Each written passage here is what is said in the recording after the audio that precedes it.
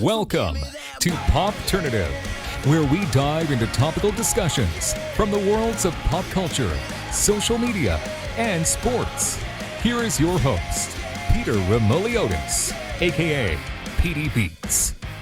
Hello, welcome to the Popternative podcast. It's the podcast and talk show where we have digital discussions from the worlds of TV, film, pop culture, social media. Everything really depending on the guest. We talk about it all. As always, I'm your host, Peter Remoliotis. And on social media, you know me as PD Beats. You will recognize my guest from a TV show on Netflix called 13 Reasons Why, which is concluding very soon on Netflix. We're with Amy Hargreaves.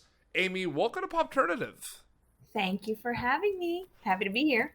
How's the quarantine been for you so far?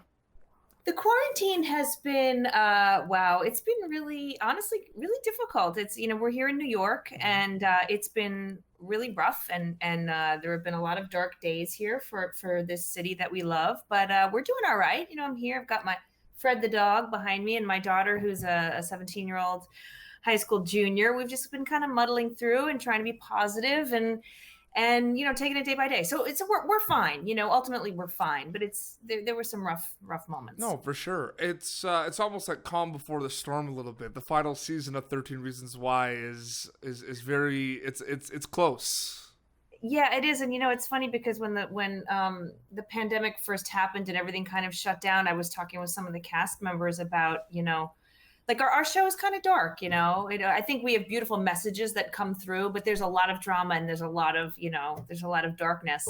So we were kind of wondering if like Netflix would hold it, thinking that maybe we needed something like kind of happy-go-lucky and light. But no, they decided to push forward, and I think it's a good decision. But I feel like the answer to this question is no, because how could you predict this? But like you and the rest of the cast and crew, did you how could you kind of predict the evolvement of the story? You know what I mean? Like we see the first season, and then what it evolved to, Amy? Like now, I know it's wild. Yeah, it's because obviously season one we had Jay Asher's great book to go off of, and that was kind of the blueprint for season one. But then it was like all bets are off. So it became kind of like a murder mystery at some point. When Bryce died, and it yeah, I think they've done a good job though, hanging on to kind of like the essence of the show in the first place, which was like how we treat each other matters, and kind of take that off into kind of new areas. No, for sure. We'll get into that a little bit more, but specifically, in terms of your acting and I call you all storytellers. Like actors and writers, storytellers. When did you decide that storytelling was something you wanted to do? When did I decide? I think I decided after I went to college and graduate school for other things. I studied political science and American history. And it was when I finished my master's at NYU in political science, I was like, I had already been working kind of on the side, but it was kind of a hobby. I was really lucky because I was able to kind of make a living and do, I did a lot of commercials, voiceovers, things like that. But I was always afraid up to that point to really say, this is going to be my path. This is my career choice. And at that point, when I finished my master's, I said, do I want to get a real job or do I want to keep having fun and telling stories? So I jumped in with both feet and I never looked back. I mean, you all get to play pretend for a living. Like that's what acting is, right? It's so fun. Yeah, it's so fun. We're really lucky. No, for sure. Are you ready for the craziness that's going to happen on social media when this thing drops? Like, it's going to be pretty crazy. Yeah. I mean, I've had good practice now, like it's been fun to watch all the young cast kind of become these huge superstars. I've been around a little bit. I've worked, for a long time, but that kind of experience is really unique to become so famous. And I've, that's kind of happened to me also. Like all of a sudden you have like way more social media followers and things. But I've also learned from them because they're all young and savvy and know how to do stuff. So I'm, forever texting on the group chat, like, how do you do a swipe up link on Instagram?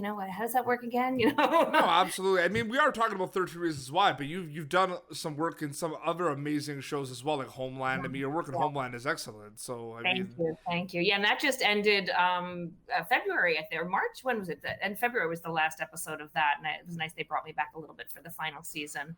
I find Netflix specifically these days, especially with the quarantine, everyone's watching everything. It's insane. But Netflix has a formula with their shows, and I find like what I've noticed is it's spaced out. You know what I mean? Like we're ready to go. Like every Friday, there's like a new show to watch. Right. They're really smart about when they're and they don't release stuff that kind of counter programs against each other. Yeah, like Friday open to the teen market now. Friday is like the big release day. You know what I mean? But it's very rare that they'll have like 2 or 3 big shows come out like 1 or 2 days apart. You know what I mean? They spread it out. And that's what I'm kind of noticing. They're doing it right. It's been fascinating to kind of be on the ride with them also. Our show was the first original content, young adult original content that Netflix made. Before us, there was Orange is the New Black, House of Cards, but those were kind of the two that, were really their big hits. And then we came along and were the first, young adult thing. And now they've got, I don't know, On My Block and there's a handful of really great. Outer Banks is a big one. Outer Banks is that a Netflix original? That is a Netflix original. Yeah, yes, it is. That is. Yeah. So there's been the British one with the guy and the girl. Life is fucking crazy. Oh, the end of the effing world. Yeah, that was fantastic. So they're really doing so beautifully in that. So zone. I do want to say this because we've seen Mrs. Jensen, we've seen Clay's mom since the beginning of the show, right? Yeah. You were there Lainie. since. Yeah. So I remember when season 1 came out, and I always like telling the story, and I haven't had a chance to interview someone from the cast yet, so you're the first one to hear this, which is amazing. But I remember going, like it was like a month after the show was out, season 1, and I went to my my aunt and uncle's like birthday party, and I'm sitting at a table with people of all ages. I'm sitting with people that are like 16, 17. I'm sitting with people that are 30, and I'm sitting with people that are like 40, like in one table. Right. Everyone watched the show. Everyone's talking about it. No, but it was like, I've never had that before. Like we're talking about it like on a side chat. And then like, my cousin who's like in his 30s, who's a teacher, is like, yeah, you're talking about 30 reasons why. Yeah. I found that very interesting. Like people talked about the show like a lot right away. I hope that, I know there's been a lot of controversy, like negative stuff, but I think there's been a lot of positive effects also. And I think one thing that I hope that we've done is kind of normalize talking about suicide in a way that's not shameful. It's something that happens all the time, and so many people are suffering. And for so long, most of my life, it's like, oh, we don't talk about the way that person died because it's like hush hush hush. And then imagine like the young person coming up who might be troubled, hearing that message, they're afraid to speak out to the parents or the teacher or whatever, because there's this kind of understood level of shame around it. So I think, and I hope that we've kind of opened up the discussion a little bit where people aren't afraid of saying the word and talking about it. But the controversy and the caution around 13 Reasons Why when it came out is it's understandable, because there wasn't anything like that show on TV that kind of touched on suicide like it did. It's true. So that's why I think the reactions came from. And then, but it was just like having very like interesting discussions about like, not only about like just about the characters and seeing kind of how people act and what they've done and trying to, suffice their decisions to do certain things. Like it just had like, it was a great show since season 1, and now it's season 4, which is launching. And it feels like yesterday since I watched the first season, Amy. It's nuts. When did we come out? I think it was 2017, March was the first season. Yeah, so it's three years, and we started shooting in 2016. And the thing is, there's this, the tapes and Hannah's story, and then season 2 shifts towards, the court and law, and then season 3 is, who killed Bryce Walker, and now this season is, who's framing Monty, it seems. Right. And I think also this, to kind of step back a little bit and look at the season from like a longer lens, this season has a lot to do with Clay's kind of, let's say, mental health, and the way he's kind of, it's been a hell of a few years for all of these kids, really, but especially for, our protagonist. And we see how Clay is kind of trying to make his peace with, everything he's been through. And that's really interesting. Gary Sinise comes on the show. He's playing. I saw that in the trailer, and I was like, that is awesome. Yeah, it's funny because Dr. Ellman, we've referred to Dr. Ellman. We've spoken about him in the show since season 1, but we've never met him until this season. So, yeah, he's a welcome addition. Obviously, he's fantastic. So you play Clay's mom. I do. And it is a important role, and it's a role that has evolved and became more kind of prominent over the seasons. I find like you're always there, but like in season 2 and 3, you're like really there. You know what I mean?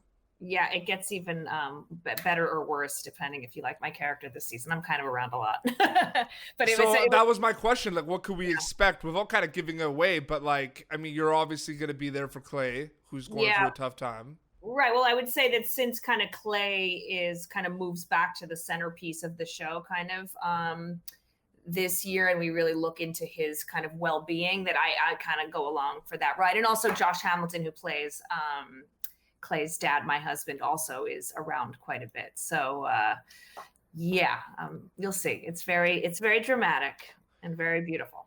You know, you said, you know, you've been working in the industry for a good amount of time, and you've worked on a lot of amazing projects.